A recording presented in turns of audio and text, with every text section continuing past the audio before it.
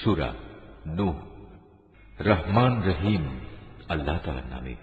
আমি নূহকে তার জাতির কাছে পাঠিয়েছিলাম। তাকে আমি বলেছিলাম, হে নূহ, তোমার জাতির উপর এক ভয়াবহ আযাব আসার আগেই তুমি তাদের সে সম্পর্কে সাবধান করে দাও। আমার আদেশ পেয়ে সে তার জাতিকে বলল, হে আমার সম্প্রদায়ের লোকেরা, আমি তোমাদের জন্য একজন সুস্পষ্ট সতর্ককারী ব্যক্তি মাত্র।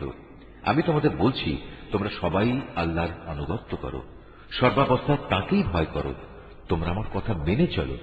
এতে করে আল্লাহ তাআলা তোমাদের আগের গুনাহ খাতা মাফ করে দেবেন এবং এই দুনিয়ায় তিনি তোমাদের এক সুনির্দিষ্ট সময় পর্যন্ত সুযোগ দেবেন। হ্যাঁ, আল্লাহ সেই নির্দিষ্ট সময় যখন এসে যাবে তখন তা কেউই পিছিয়ে দিতে পারবে না। কত ভালো হতো যদি তোমরা বুঝতে পারতে। নিরাশ হয়ে আল্লাহকে সে বলল, হে আমার মালিক, আমি আমার জাতির মানুষগুলোকে দিনে রাতে সব সময় ইমানের দাওয়াত দিয়েছি, কিন্তু আমার এই দিবানিশি দাওয়াতের ফলে সত্য থেকে পালিয়ে বেড়ানো ছাড়া তাদের আর কিছুই বৃদ্ধি হয়নি। যতবার আমি তাদের তোমার পথে দেখেছি যেন তুমি তাদের অতীত কৃতকর্ম ক্ষমা করে দাও, তারা ততবারই কানে আঙুল ঢুকিয়ে দিয়েছে এবং নিজেদের অজ্ঞতার আবরণ দিয়ে নিজেদের মুখমণ্ডল ঢেকে দিয়েছে। শুধু তাই নয়, তারা ক্ষমাহীন জেদ ও অহমিকা প্রদর্শন করেছে, হেদায়েতকে অবজ্ঞা করার উদ্ধত্ত প্রদর্শন করেছে। তারপরেও আমি তাদের কাছে প্রকাশ্যভাবে দ্বীনের দাওয়াত পেশ করেছি, তাদের জন্য আমি দ্বীনের প্রকাশ্য ঘোষণা দিয়েছি। আমি চুপে চুপেও তাদের কাছে দ্বীনের কথা পেশ করেছি। বারবার আমি তাদের বলেছি, অহমিকা বাদ দিয়ে তোমরা তোমাদের মালিকের দুয়ারে নিজেদের অপরাধের জন্য ক্ষমা প্রার্থনা করো। নিঃসন্দেহে তিনি আল্লাহ তাআলা অত্যন্ত ক্ষমাশীল। তদুপরি আল্লাহ তাআলা তোমাদের উপর আকাশ থেকে অঝোর বৃষ্টিধারা বর্ষণ করবেন এবং পর্যাপ্ত পরিমাণ ধন সম্পদ ও সন্তান সন্ততি দিয়ে তিনি তোমাদের সাহায্য করবেন। তোমাদের জন্য বাগ বাগিচা ও উদ্যান স্থাপন করবেন। বিরান ভূমি আবাদ করার জন্য তিনি এখানে নদী নালা প্রবাহিত করবেন। এ কি হলো তোমাদের?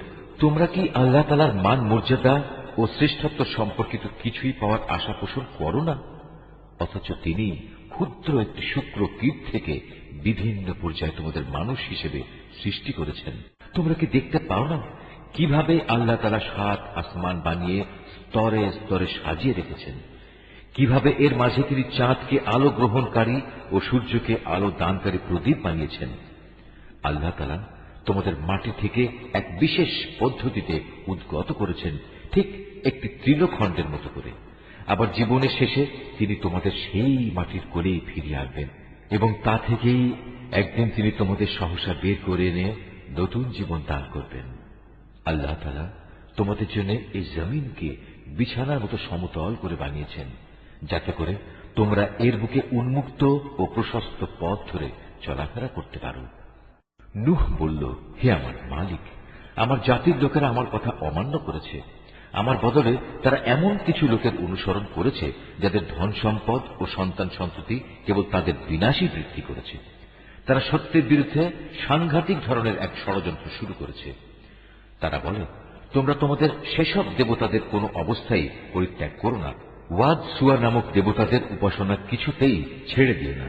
ইয়াগুস, ইয়াউক ও নাসর নামের দেব দেবীকেও ছাড়বে না। হে মালিক, এরা বিশাল এক জনগোষ্ঠীকে পথভ্রষ্ট করেছে। তুমিও আজ এ জালেমদের জন্য পথভ্রষ্টতা ছাড়া আর কিছুই বাড়িয়ে দিও না। অতঃপর তাদের নিজেদের অপরাধের জন্যই তাদের মহাপ্লাবনে ডুবিয়ে দেওয়া হয়েছে। পরকালেও তাদের জাহান্নামের কঠিন অনলে প্রবেশ করানো হবে। এই অবস্থায় তারা আল্লাহ তাআলা ব্যতীত দ্বিতীয় কাউকেই সাহায্যকারী হিসেবে পাবে না। নূহ আরো বলল, হে আমার মালিক, এ জমিনের অধিবাসী জালেমদের একজন গৃহবাসীকেও তুমি আজ শাস্তি থেকে রেহাই দিও না। আজ যদি তুমি এদের শাস্তি থেকে অব্যাহতি দাও, তাহলে এরা পুনরায় তোমার বান্দাদের পথভ্রষ্ট করে দেবে।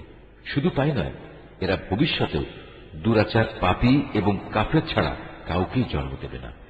হে আমার প্রতিপালক, তুমি আমাকে, আমার পিতামাতাকে তোমার উপর ঈমান এনে যারা আমার সাথে ঈমানের এই ঘরে আশ্রয় নিয়েছে এমন সব ব্যক্তিদের এবং সব ঈমানদার পুরুষ ও মহিলাদের ক্ষমা করে দাও।